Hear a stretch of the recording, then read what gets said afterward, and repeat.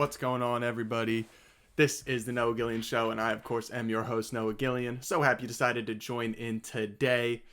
It is the 12th of April, 2022, and on today's episode, we're going to touch on a multitude of topics, including the Phillies, Eagles, and the NBA as we get underway with the playoffs. A lot of stuff has happened since we've started our MLB preview series as we concluded that. It's been a while since we did a pod, so I wanted to hop on and just kind of talk about a couple things and keep the conversation going. So definitely check out our social media handles in the description below. If you want to shoot us a question, we'll always answer it on air. If you shoot us on social media or any comment on YouTube, anything like that.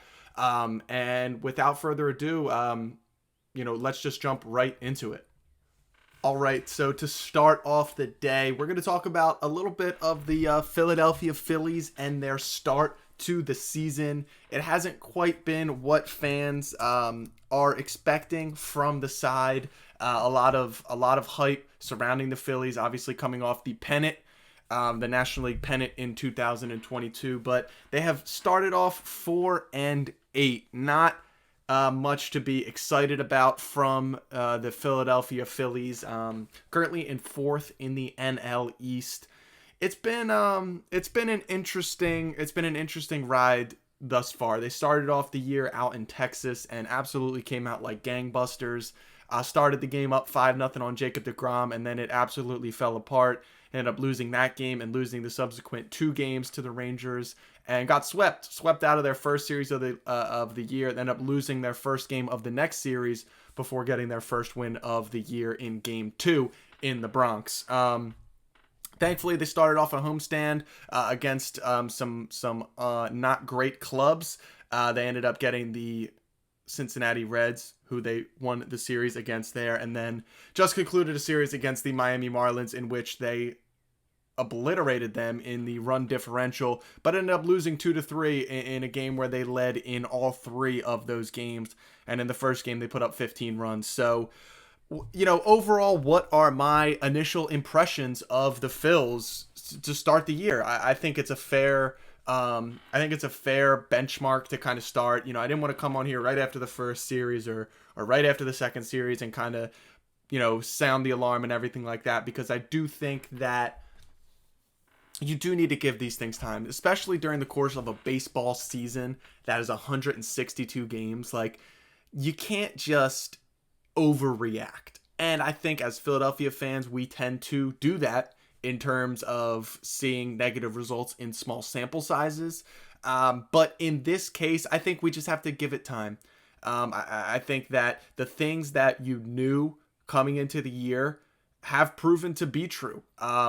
Trey Turner, he was a known commodity in the MLB. You pick him up, he picks up right where he left off last year. He hasn't shown the power surge that he showed in the preseason in terms of the World Baseball Classic as well as spring training. So you'd like to see that come around, but he's been a key cog at the top of the lineup. He's been a good shortstop in the field. He's been making every single play that comes to him.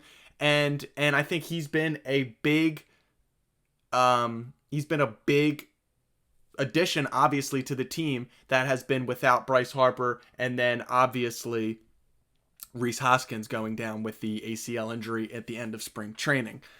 Some other things we knew: they were slow playing Aaron Nola and Zach Wheeler in the preseason, in spring training, and in an effort to hopefully increase their longevity throughout the year. I think it was obvious to everybody that watched the Phillies last year during their postseason run. It seemed like Wheeler and Nola were running out of gas towards the end of the season. So we knew that they were getting played slow into the year, and obviously you would hope for some better results. But I think the major thing is that they're able to throw pitches, they're able to get through innings, and they're working themselves into shape. So hopefully by, summer, All-Star break, September, they're pitching their best baseball. I'm not worried about our pitchers throwing their best stuff in April. I think that's a major misconception in the baseball world, whether it be a fan's perspective or whatever the case may be. Obviously, you want to come out of the gate strong. It's important to set the tone for your team, Obviously, the Braves already 8-4 on the year. They came out like gangbusters, and they already have a nice little lead. Game and a half, obviously, over the Mets, who are 7-6. But the Phillies are only 4 games back of that. So, with how bad the Phillies' results have been, they're still not like out of it, right? We're 3 weeks into the season. Like, you can't just assume, or 2 weeks into the season, you can't just think that after a poor 2 weeks that the season's over. And when it comes to Aaron Nola and Zach Wheeler, those are 2 guys who, Aaron Nola in the last 5 years has thrown more innings than any pitcher in the entire league. And that's not just the National League, that's the American League too. He's thrown the most innings of any pitcher. Then you talk about a guy in Zach Wheeler, who he's coming off 2 years ago, was the runner-up for National League Cy Young, and then the year after posted just as good a campaign, and is still one of the best pitchers in the National League. So when you look at the track record of these guys, 2 bad starts, or 2 bad starts, quote unquote, is not enough for me to sound the alarm bell. So that's something else we knew. They were, getting worked into spring. Obviously, all pitchers don't have their best stuff at the start of spring training or even toward the end of spring training. Usually takes them a little bit of time to get going. You've seen this with Corbin Burns, arguably the best pitcher in the National League, maybe in the entire MLB, got lit up in his first 2 starts. Now in his 3rd start, he came back and he looked great. That's what you're expecting. In Zach Wheeler's 3rd start, he comes back today against the Miami Marlins, goes 6 innings, 1 run, looked, didn't look the best throughout his start, but the results came along, and that's what you're expecting to see. I think as we get into May, you're going to start, as the weather starts heating up. Aaron Nola traditionally has been a slow starter, so I think he's going to get better as the weather starts to heat up. Zach Wheeler, as he gets in form, is going to start to heat up. Another thing you expected to see, the pitching depth be tested. Ranger Suarez, injury in the World Baseball Classic. He's working his way back through a bullpen session, about 35 pitches, so he should be coming back soon. Obviously, Andrew Painter struggling with this, the tear of his UCL. He's still working back from that. He's began throwing, so there's a positive sign there. But the depth is being tested, and I think when you look at some areas where Dave Dombrowski addressed the team this offseason, one of those was the pitching, and one of those was the addition of Matt Strahm, who has been a godsend for the Phillies this year. He was going to be a long man / lefty specialist out of the bullpen, but with the injuries in the rotation, he's had to really step up and be a starter, and he's absolutely shoved. He's been pounding the strike zone and really using his defense to his advantage, and he's been striking guys out as well. So I think you're starting to see the direction that Dave Dombrowski wanted to go in the offseason by acquiring pitching is really starting to pay off in terms of what we saw coming into the season. So I think those are a number of things that were important to see. I think a lot of people banked on the Nick Castellanos rebound. I think a lot of people were really expecting that, and what do you know? The guy's only leading the league in doubles, which, going back to his days in Detroit, going back to his days in Chicago, Cincinnati, what Nick Castellanos has always been a doubles machine, a high average doubles machine. When he was in Detroit, they were always saying, I wish he would tap into more of his power. And then everyone's saying, maybe it's just the ballpark. Comerica Park traditionally is one of the worst hitters ballparks in the league. And then as he started to go to Cincinnati, one of the best hitters park in the league, you saw that power come through, but the doubles remained regardless. And you're starting to see him getting really comfortable, him starting to lay off that down and away pitch, those pitches in the dirt. And he's really attacking the baseball, and he's been right back to where he was and the guy we hoped we would get coming into the year. Also, Kyle Schwarber, power, strikeouts. You were kind of expecting that. It's kind of the guy who he's turned into be. I'm interested to see where he ends up settling into the lineup when Bryce Harper gets back. And we'll see what happens there, but he's looking very, very good. He's got a couple home runs on the year. I think he's got up to 3 right now, so really, really important to see him continue to get it going. Also, the young guys, what was the big narrative around Alec Boehm coming into the year? He added 15 pounds of muscle. Now, he came out recently and said to reporters it was more like 5 or 10 pounds of muscle, but it was really just to be available. It wasn't to add strength to add power. It was really just to be available, to play every single day. And what has he done? He's shown that power stroke. He's leading the team in home runs. He's really performing well in the lineup. He's also taking that to the field, performing very, very well with the glove. So I think there's a number of things that were kind of expected coming into this year. One thing that was unexpected, Bryson Stott. I mean, a lot of people really, really loved what this kid could become, his potential, but he's only gone out and started off the year with a 12-game hit streak. He's even been promoted to the leadoff role in matchups against right-handed pitchers. I had a whole article on my Substack page. Side note, definitely go check those out. I got a couple articles on there. One just article on NFL draft, and then another on who should be the Phillies leadoff hitter, Trey Turner or Kyle Schwarber. And it turns out I was wrong on both. Bryson Stott is absolutely a perfect fit. And this is something selfishly that I believe could happen. He's got great bat to ball skills. He's got great discipline. He's got a great mind in the box to have a great approach. When he goes to 2 strikes, he gets rid of that big leg kick and he goes no stride, just puts the bat to the ball. When he goes against lefties, he ditches this step altogether and he just goes no stride. I think that's really, really important. And Topper has obliged and moved him up to the top of the lineup. So he goes 1, Trey goes 2, Schwarber goes 3, Castellanos, JT behind them. So I think you're really seeing a breakout in terms of Bryson Stott in the box, and he could be a big, big piece moving forward. Now, the bullpen hasn't been phenomenal. Gregory Soto's been struggling here and there. Craig Kimbrell's been okay, more good than bad, but still has shown some bad. Sir Anthony Dominguez has been up and down. Jose Alvarado has been a monster, picked up right where he left off last year, so you'd love to see that. And then it's just continuing to progress. It's continuing to keep guys in the lineup, to get form, and to feel like they're getting in a rhythm. So, am I worried right now about the Phillies? They're 4-8. They just lost the series to the Marlins. No, I'm not. I'm not at all. I think this team is as good as they were last year. We're already seeing videos of Bryce Harper hitting, taking BP before every game. Rob Thompson said he is fully cleared right now to hit baseballs. He is fully cleared to hit baseballs in games right now. In games. So if it was up to them, they would send him to a rehab assignment right now. He'd get working and he'd be back with the big league club.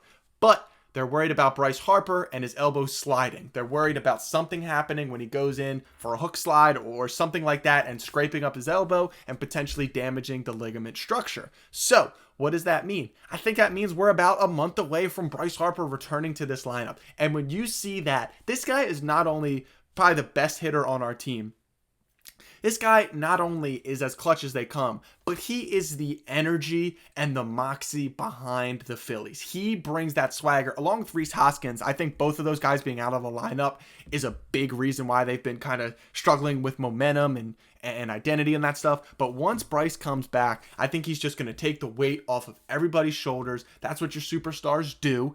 And they're really going to start to keep it going. So I'm not worried. I'm really, really excited, honestly, with the prospect of the team keeping to go. All injury news is sounding really positive, and hopefully by the end of April, mid-May, you're starting to see this team really come into form and click. The only thing you can hope for is the Braves and the Mets don't get too far out in front where it becomes uncatchable. But as of right now, it's way too early to make those kinds of assumptions when you're talking about is it over in terms of the division race. All right, the next thing I wanted to talk about here was the draft. The NFL draft is coming up in about 2 weeks now, about maybe 2.5 weeks. It will be live on ESPN. The first round starts on Thursday. I believe it's the 28th of April, one of those days. Last Thursday, April. And a lot of talk has been happening about the Philadelphia Eagles, rightfully so, because of the great year they had last year, as well as the 2 first-round picks they hold for the year coming up, or excuse me, for the draft coming up.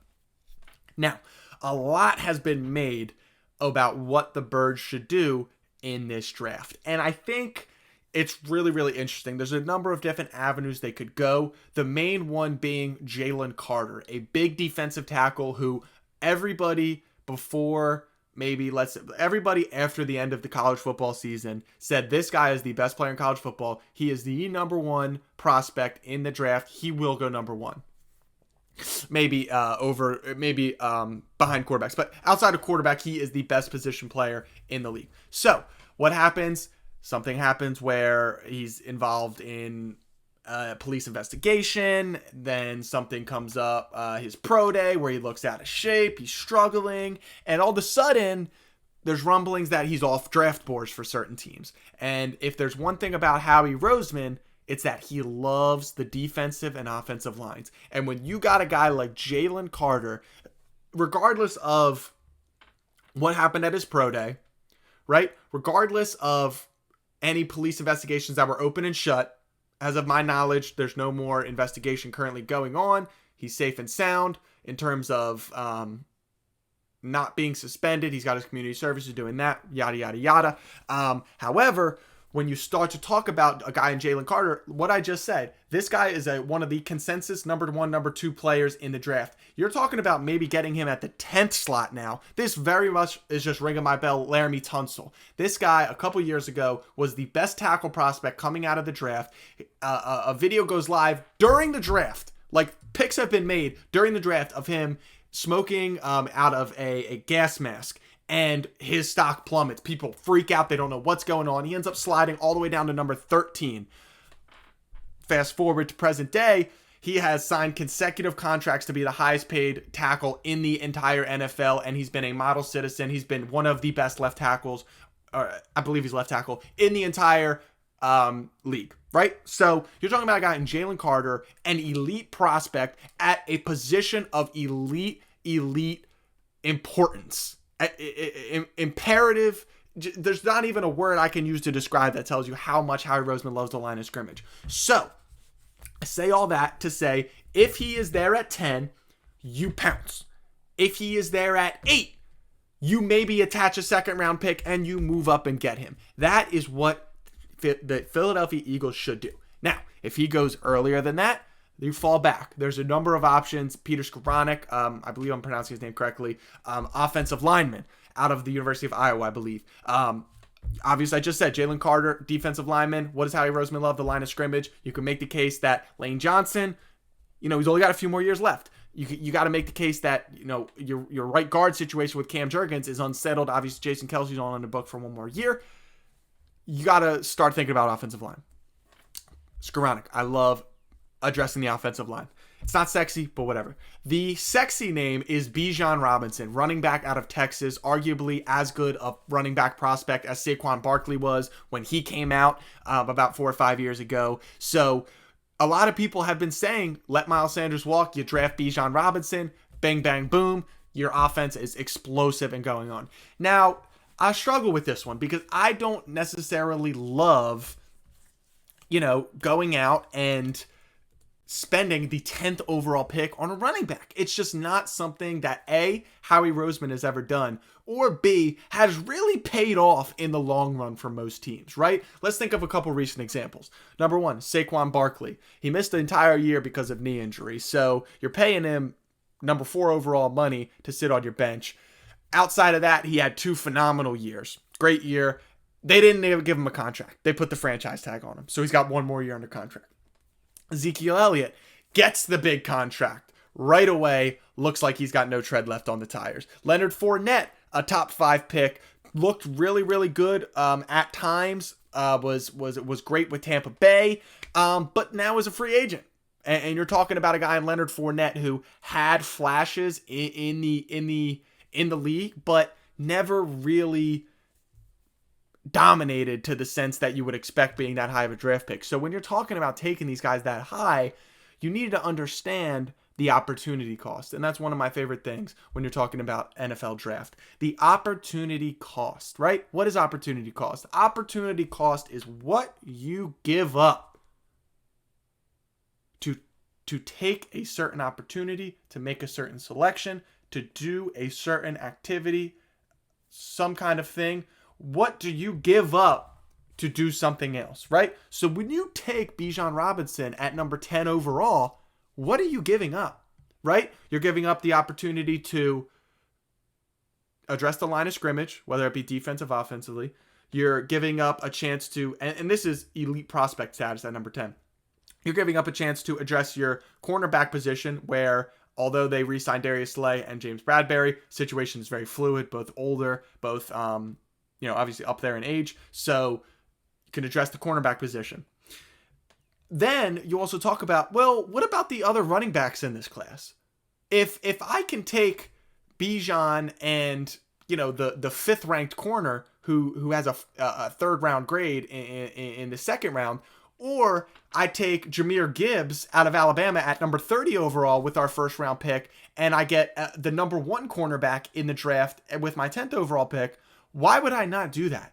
You look at the Philadelphia Eagles as a team that has made LeGarrette Blount look like an absolute monster. This is a guy, this is an offensive line, and that's no shot at LeGarrette Blount. I probably just came off super harsh on him right there. But you're talking about an offensive line that I'm hung up on that LeGarrette Blount comment. I just went hard as hell on him. He is Super Bowl champion LeGarrette Blount on the Philadelphia Eagles. Let me watch my mouth.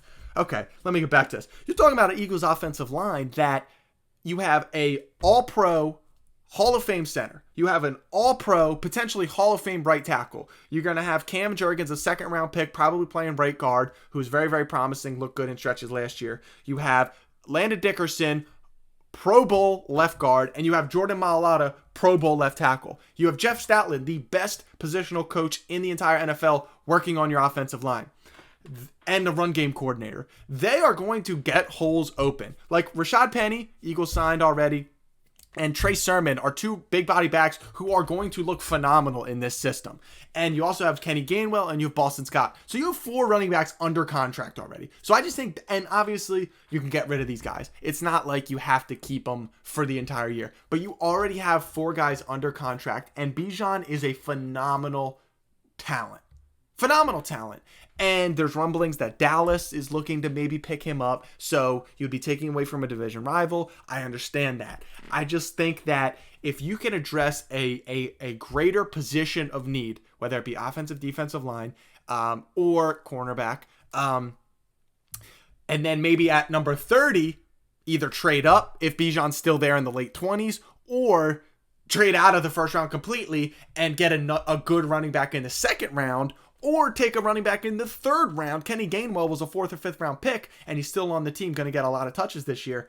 That, I think, is the smarter allocation of assets for the Philadelphia Eagles. And it's something that I think they're honestly going to do, because everybody that talks about Bijan Robinson, they put him going to the Eagles in the mock draft.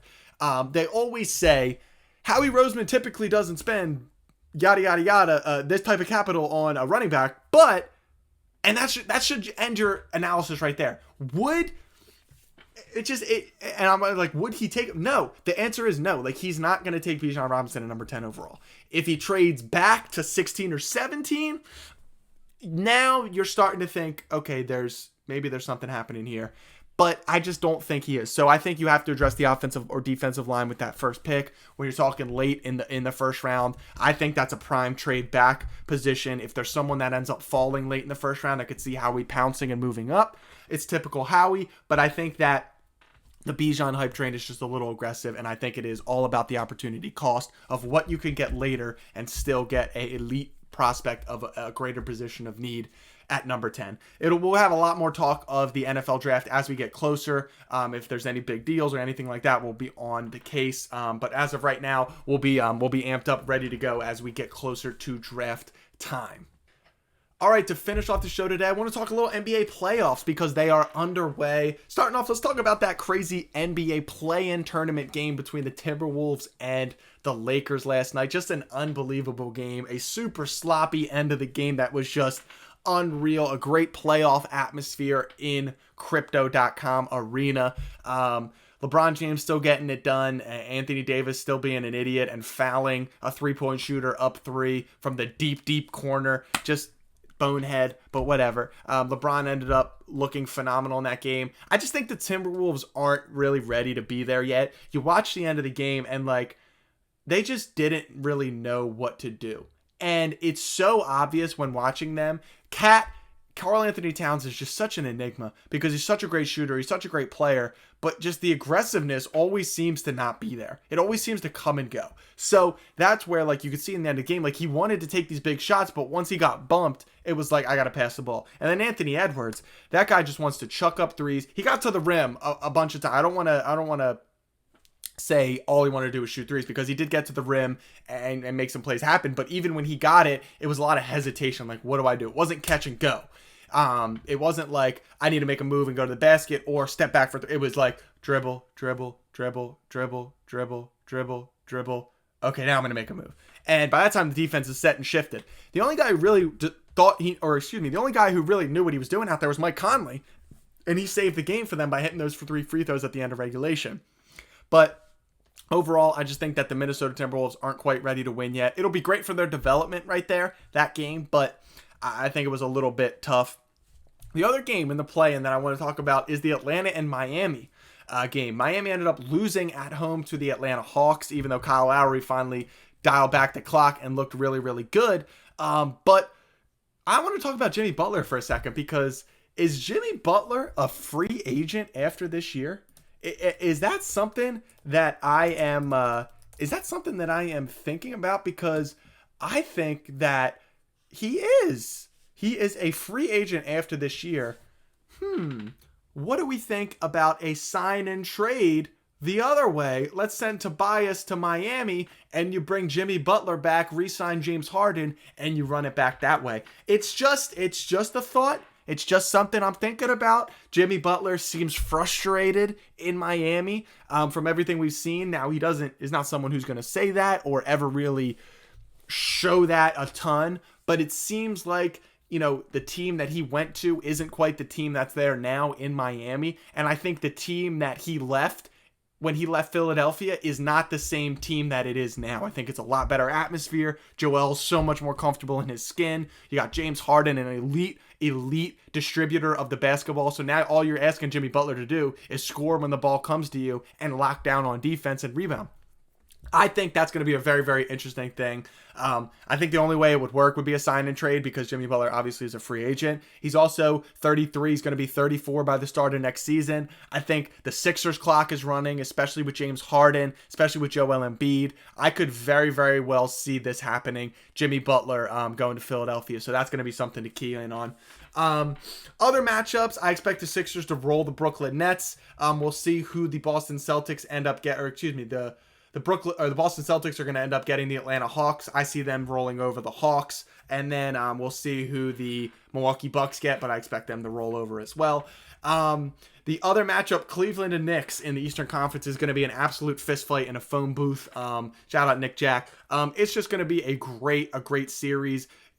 If you're the Knicks, you got to hope you win this game, because they were so close to acquiring Donovan Mitchell. And then just to see him come in a Cleveland uniform and end your hopes, that's going to be tough to see. But I expect Jalen Brunson to really, really flourish in the playoff atmosphere of Madison Square Garden. But overall, these are just two storied Eastern Conference franchises that are really going to go at it. And that's going to be a really, really fun series to watch out east.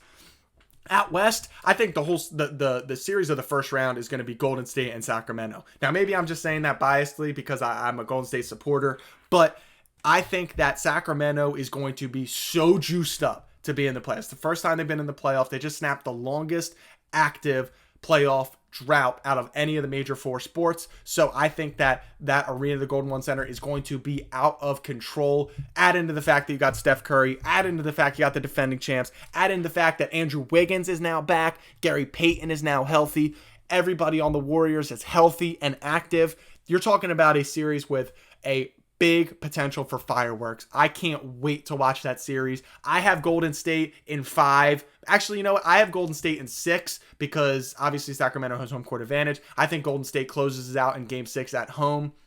So I'd have Golden State in 6 in that one. Some other matchups we're looking at there. We have Phoenix and LA Clippers. Paul George is going to miss the first round series, so I think that's enough to really swing it. Kawhi Leonard's going to be an absolute stud, but with Kevin Durant back and healthy, I expect Phoenix to really roll over there. A little side note, the Clippers actually won against Phoenix, who were sitting DeAndre Ayton, Devin Booker, Chris Paul, and Kevin Durant.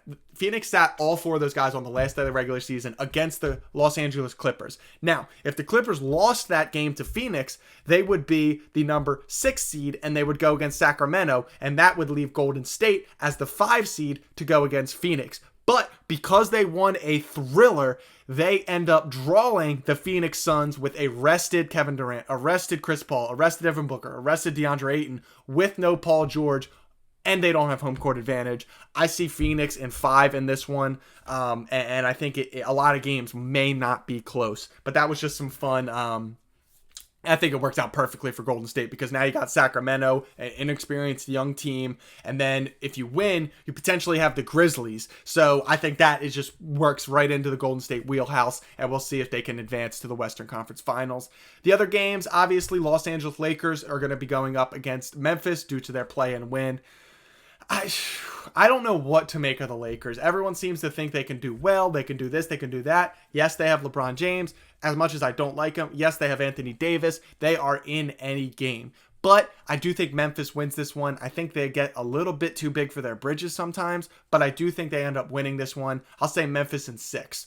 And then we'll wait to see who the Denver Nuggets will have as the number 1 seed after their opponent is determined in the play-in game. But that's just a few thoughts I had on the NBA. Obviously, as the playoffs go on and as crazy things happen, as they always do in the playoffs, we'll be back to talk about it. But I did want to get a little quick primer before the playoffs start on Saturday.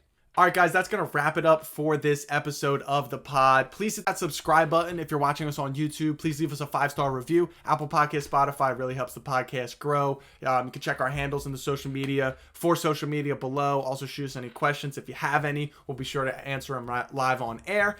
And yeah, that's going to wrap it up for the show today. We look forward to seeing you back here again next time.